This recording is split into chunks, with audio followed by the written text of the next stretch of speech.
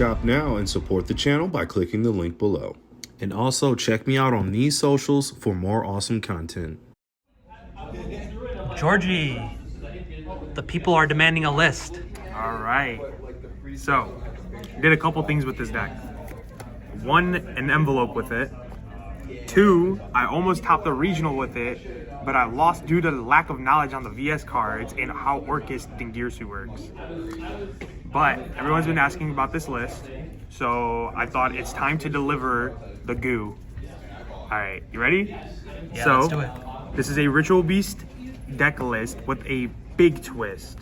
3 Cannahawk, the best starter in the deck. The second best starter is going to be Rempengu. Your like pseudo / like best cards in the deck are going to be like Lara. This card is insane against the Yummy matchup. All these cards are really good into Yummy. This has like a 90% win rate into Yummy usually. 3 Elder, 1 Lara, 1 Winda, 1 Wen, 1 Apelio, and then the best card himself, the Petalfin. You have to play the Petalfin. It's a board breaker. It's also an extra name. So then there's times where like you exhaust through all of the beast and you just need an extra name, and it just comes up because it's also a 4. Absolutely broken. Played against Yummy, played against VS cards. This card just comes up way too much. This card solos cards like Snow Devil. Is that what it's called? Yeah. Snow Devil. The Yummy Okroki, they'll never be able to pop anything in this deck. They'll never be able to Book a Moon anything in this deck. Contact Fusing is too broken as a mechanic. Now, is this the golden ratio? Right? Is this the best ratio of its beast? I think there's an argument to cutting the Petalfin, but I think like in terms of like it being like a golden ratio, I think this is like the best you need, because you sometimes like just need the extra name. I wouldn't change it. I think it's too good, especially in this format. It's too good. This is like a brick, but this card is broken still. I drew Ash plus Deeds, and my opponent goes Jock will reveal Sulfador. I Ash the Sulfador, I pop the Jokel. What happens? They pass. We win the game. All right. These are kind of like the best extenders. Triple E Telly, you can summon out Lara, you can summon out Lara, Wen, Elder. You can get essentially full combo with this card as long as you have another name. And then this is more of like your cards that you need in order for the deck to not break anymore. We lost Prosperity, so then the deck now needs to function at like full power with like max names. You want to be able to open up like always like 2 card or like the best 1 card combos, because like there's times where you open up like Inheritance, Petalfin. This doesn't do anything, but because you open up the Inheritance, you can always reveal this, add this, or vice versa on everything else. Prosperity, play it. It's an extender, it's a starter, it is a board breaker. You have to play it. Should I show him the goo now? I think it's time. All right, this was the card to fix up the ratios. It's Noble Knight Shield Barrier. This deck doesn't really lose to cards like Azuna, right? But you want to be able to like play around Azuna as much as possible in this deck, because there's times where like if you go like Lara, pitch, summon out one of these ones, you can get punished really bad to cards like Nash Knight. But if they don't, then you win. But the whole point of this is because Noble Knight Shield Barrier can search you for a Wind Beast monster. So it searches you the Rempengu, and it's better to be able to play the game than not be able to play. In all my testings, I was always bricking, and it was because I was missing cards like Prosperity. So another way to search. I thought about playing multiples, it's just too much. This essentially fills in the gap of what Prosperity was, and I didn't brick 1 time at the event. I didn't break 1 time at the envelope tournament. So across like probably like what 14 games, not 1 game was brick even going second. The worst hand I probably had was opening up this with all of the tamers, but it was still a playable hand, which was awesome. So can't go wrong with it. And then of course we're playing the evil man himself, the Nemesis package. The way people look at this card as it being a stun card, I don't view this as a stun card. I look at it more as like a board breaker, because being able to go Protos, call the attribute, and destroy everything is what won me a lot of games, especially against like decks like Yummy and VS. It also allows you to banish all your names, so it's an extender, plus it's also a board breaker, which is why it's great. 1 shifter card is, hey, I shifted a VS player. You know what happened? What'd he do? He passed. Oh, come on now. Lupus, Izuna. You play these cards to beat Lancia, right? And you guys are wondering, like, well, if the deck gets Lancia, how do you really beat it? There's a lot of times, like I mentioned earlier, consistency is key.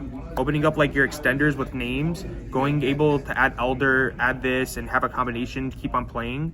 And then going Izuna allows you to go into the Link 4, Ripper, Steeds, it's broken. It wins you a lot of games. I got Lancia looped by Draco Tail. Oh no. I still won. Okay. Ripper broken. Send And them then packing. this is like the rest of like the non-engine. 3 Book of Eclipse, Okay.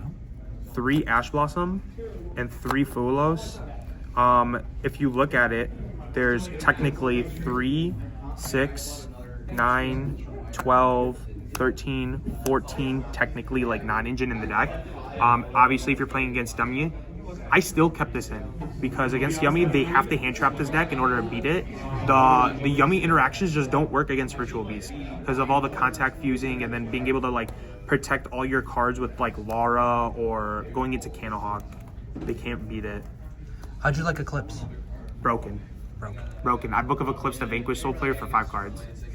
They couldn't win. And then eventually Protoss, and then just wipe their board and just game over. Okay. But that was what the main deck was looking like. Let's see that extra. All right. This was actually like probably the most work I had on the deck because it required I had to swap this out to like fix up with all of the meta decks at the moment. It's not like in Snake Eye format where I was able to play like redundant cards and be able to go into like IP and all that stuff. None of those things work anymore because if you go, like I said, like Lara or Noble Knight, which are the only 2 cards in the deck that trigger Izuna, you get punished by Izuna if you use those cards and then try to make an IP because they just book a moon the 1 monster that you have. Gaia Pelio. Omni Negate, not once per turn. I summoned it every other round, probably broken, and every time I summoned it, I won. 2 of the fusions. You usually need a second one for the contact fuse of this, and also in the grind game, this will win you games. The OG. Yummy wishes it can be a Cannahawk. It'll never be a Cannahawk. That's all the fusions I play. I don't play the Baby Tiger. You just don't have the room for it. It's also never needed where you have to send it. You usually want to send the bird or a psychic. That's really it. There's not a worm yet. What's the most amount of times you summoned Cannahawk in one game? In one turn. Ooh, How many times? probably like a good like 20. Oh my god. It's probably less. You're built different. Yeah. Off to the Link monsters. We play the Link Spider. I didn't use it once. I got Nibiru'd like 1 time, and the 1 time I got Nibiru'd, they just lost the game. I just still made this, and I just won. Cross Sheep is broken. So there's a combo named after myself. It's called the Georgie Express, right? And it requires Rempengu, Cannahawk, or those 2 cards with Alara, and you essentially end on like the most broken board in Ritual Beast you can make possible. This could have been something else. Midnight. I decided to play this over Typhon because I kept on not ever finding a solution to where I would make Typhon good. This card is also good because you can have it like pretty much like this, and anytime a card it points to activates its effect, you can chain this to negate a card. So there's times where like I said, like they'll go like Jockle reveal name, Jockle effect, okay, chain tag out, chain negate Jockle. So it's really strong. It also changed the monster to a 0 so they can't run over anything. And also, if they destroy Pit Knight, it can reborn itself in the end phase, which was also in like another really cool thing that happened against like Crystron. And then you link it off for like other link cards in the grind game. SP, you need it for the combo for the Protoss package. World C, Link 4, and the Link 2. Broken. This card was insane. there's so many times where you go into this, you add back a card, and then you just link it off for this, and then World C banish everything, and you can also like Protos, then World C, and you win the game. The other cards are Banshee for the Protos, and then I only played Valon and Ripper, and that's it for the extra deck. We don't need to play a big package. You just use the K9 cards as extenders at most, or board breakers, or turn 0 shenanigans. All right, let's see that side. 3 Perulia, 3 Fantastic. The best card.